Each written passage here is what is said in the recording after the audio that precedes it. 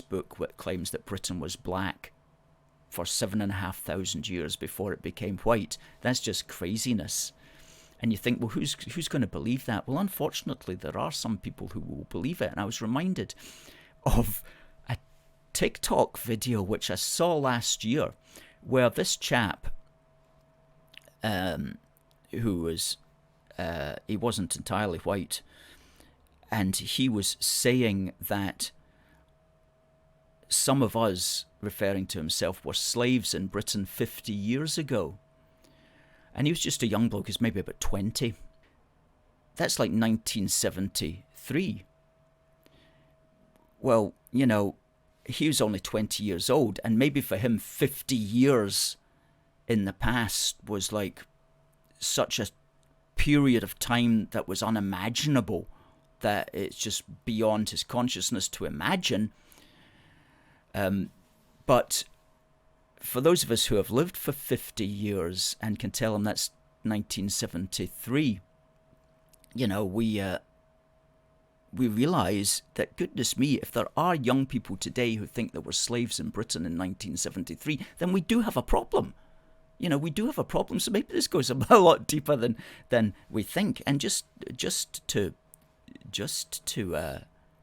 be clear, slavery in England was declared illegal in 1772, which is to say 251 years ago. And slavery in Scotland was also pronounced illegal in 1777, which is to say 246 years ago. So that's considerably further back than 1973. Interestingly, the case in Scotland when slavery was proclaimed illegal was the case of a servant at the time. Well, his status was complicated, and that's why there was the court case.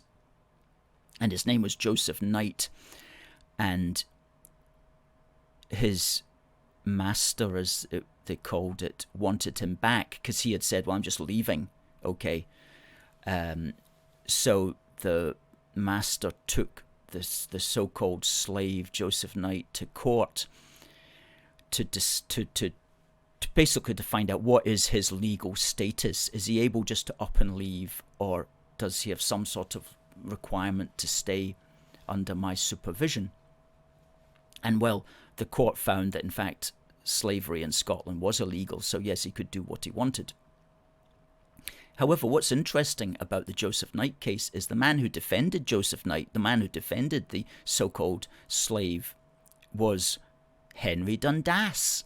Henry Dundas, the man that the SNP and the Greens and the politically correct crowd want to defame, the man whose statue in St Andrew's Square in Edinburgh they want to bring down. He was literally the man who defended the man who ultimately, whose court case made slavery declared illegal in Scotland. So again, shows you how much those folk know, which is basically absolutely nothing.